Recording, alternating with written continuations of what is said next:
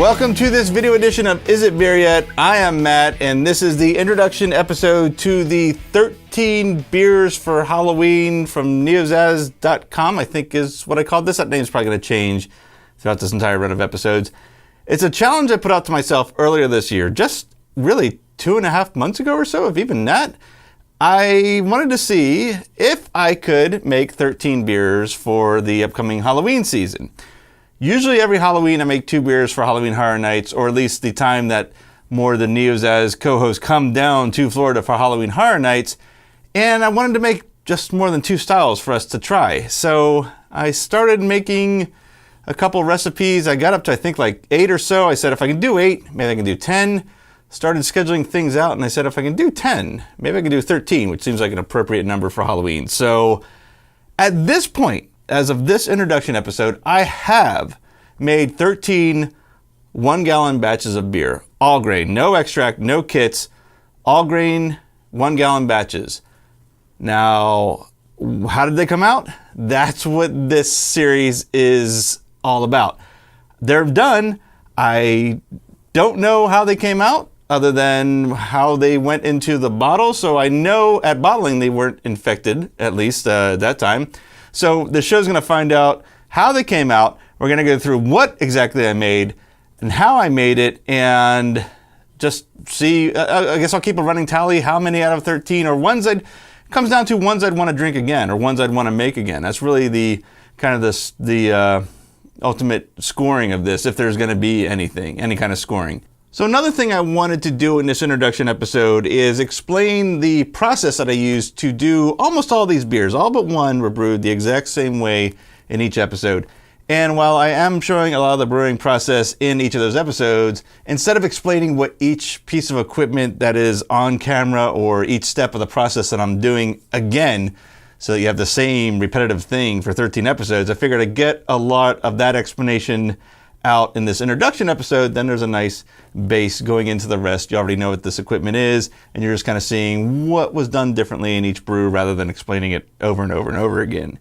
And to kind of tell my history real quick, I've been brewing for a little more than 4 years. I started with an extract kit like most home brewers, I think, at least the ones that I know. And after just a couple of those, I jumped right into all grain brewing with brew in a bag, which, if you're not familiar with that process, is where you put take a large kettle of starting off with your water, put a bag into it, put your, not just any bag, put a brew bag into it, put in your grains, mash them in, pull the bag out. It's like a giant tea bag, and then go into the boil. I did that for maybe a year, and then I went right to a 3-vessel system, which I've now built twice, and I do mostly 5-gallon batches. That was another thing. A big reason why I'm doing a 1-gallon batch. I didn't want to do 5-gallon batches of 13 beers. 1, I don't have 13 kegs. 2, that's like 700 bottles of beer.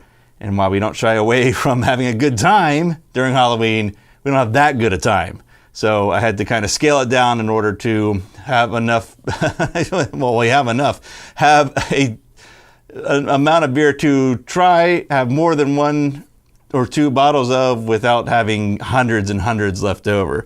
So, okay, I think that's pretty much it. Now, I explained all that to explain where I'm coming from on these images you're about to see. So here is what I used in this particular brew process for, again, 12 out of these 13 beers. This first picture, this is a cooler, and I'm sure you recognize this. It's a 5-gallon cooler. It was the first mash tun I'd ever used. It used to have a false bottom. It used to have a stainless steel valve, on the bottom of it. I've since removed the false bottom, and I've replaced the ball valve with a simple plastic bottling bucket spigot, which was amazingly a perfect fit to the already drilled hole in there. I've never actually had to drill a single hole in this cooler. Everything I bought has somehow been a perfect fit. So what I'm using this for, I'm kind of using the idea of a mash tun, but I'll still be, brew in a bag is a concept, but I guess I'm mashing in a bag. So what I'm going to do is I'm going to mill the grains directly into the bag that is lined into this basket, as you're kind of seeing here, without the grains. And then I'll put in the strike water and mash in, and then do the rest and let the starches turn into sugars. Now, the reason I'm doing it in a cooler, mashing in a cooler, rather than what you would typically do with brewing in a bag is do it all in that single pot that you're going to boil in. And if your temperature lowers a little bit, you apply some heat to it. Most of these brews are done at night after work, and I really need that hour of mash-in time to do a lot of other things, like weigh out the hops or get gear ready for the next brew. In some cases, I've brewed more than one batch in that one small amount of time frame I have, and I had to do some cleaning. So this cooler has always worked so well for me, especially when using it inside. By the time that hour is done, the most I've ever lost in temperature was 2 degrees. So I'm using the consistency, the reliability of this cooler to give me that hour to do other things. Now it does add another piece of equipment to clean in the end, but cleaning this really takes minutes. So it's a good trade-off. I get that extra, let's say it takes, even if it takes 10 minutes to clean, I have 50 extra minutes to do a lot of other things, which time is a crucial element in getting these 13 done for Halloween. So after that, I will, of course, drain the sweet wort out of the mash tun, or I'm going to call it the bag tun, and I drain that into this boil kettle. It's a 3-gallon kettle. As you'll hear, I get just over 2 gallons, which is just enough for a 60-minute boil, sometimes a little longer, and it's a perfect size for 1-gallon batch, is what I'm trying to say. So that is the brewing hardware for the fermenting. I would love to use 1-gallon jugs that you've probably seen a lot of other people use for 1-gallon batches. I have to really be conscious of temperature control, especially in Florida, and especially the time of year I started this. And a really great system that's worked out for me is I think it's a 64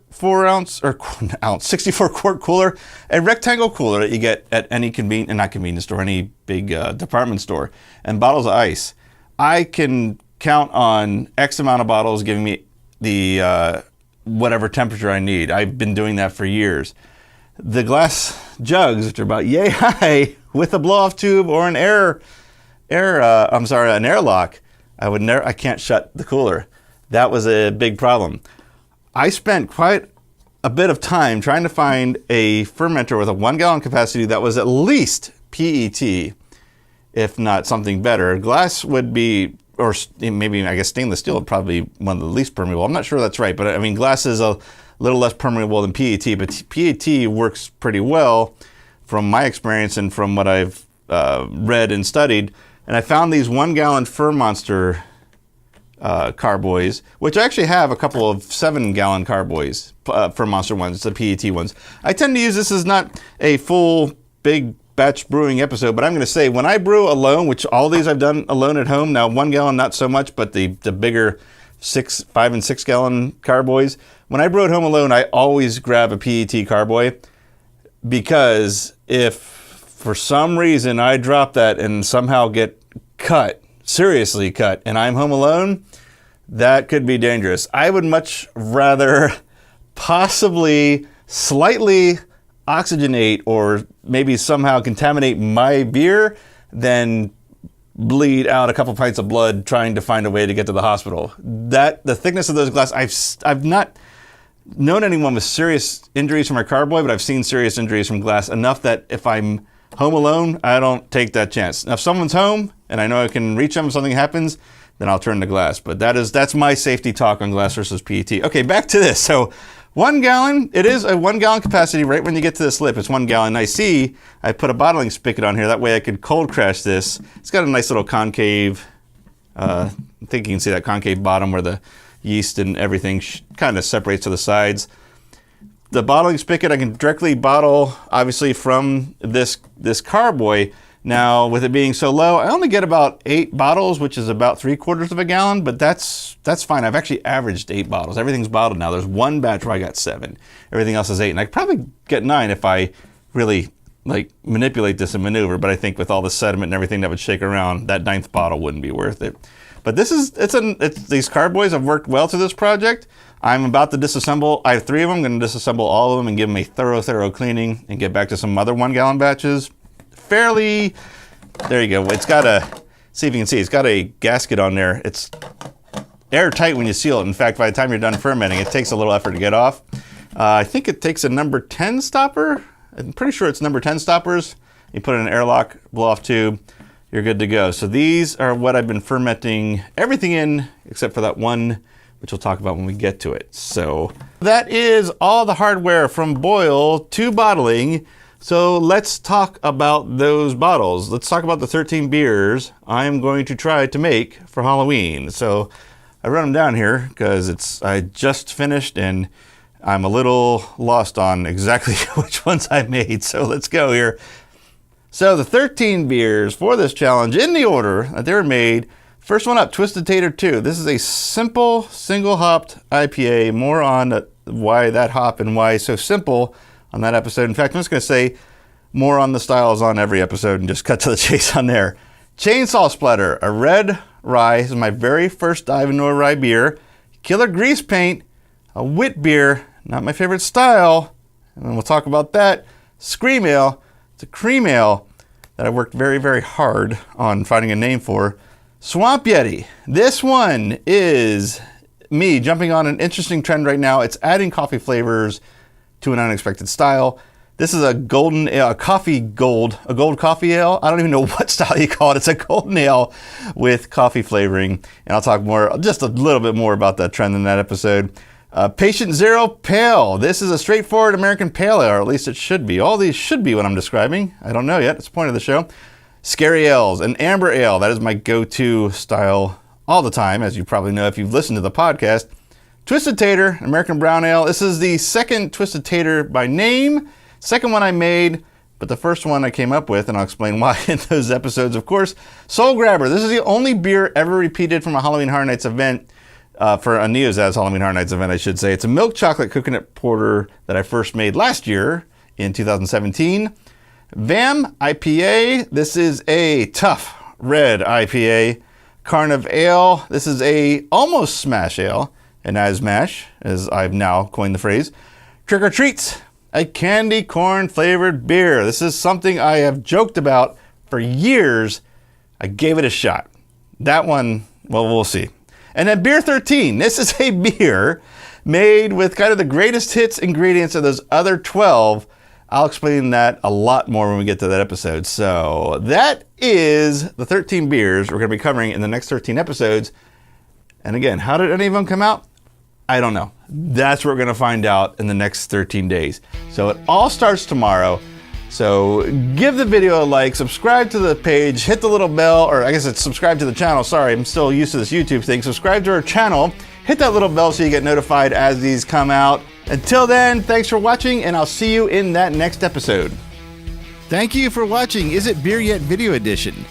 Is It Beer Yet is part of the neozaz.com Internet Entertainment Network. Visit neozaz.com for all our podcasts, including the original Is It Beer Yet home brewing audio series. Follow our social media pages for more on this project and all the beers and brewing we do at neozaz.com. We're Neozaz Podcasts on Facebook, Neozaz on Instagram, and Neozaz on Twitter. If you'd like to learn how you can help support the work we do and get access to exclusive content, check out our Patreon campaign at patreon.com/neozaz. And you can always send us an email at podcast@neozaz.com. Thanks again for watching.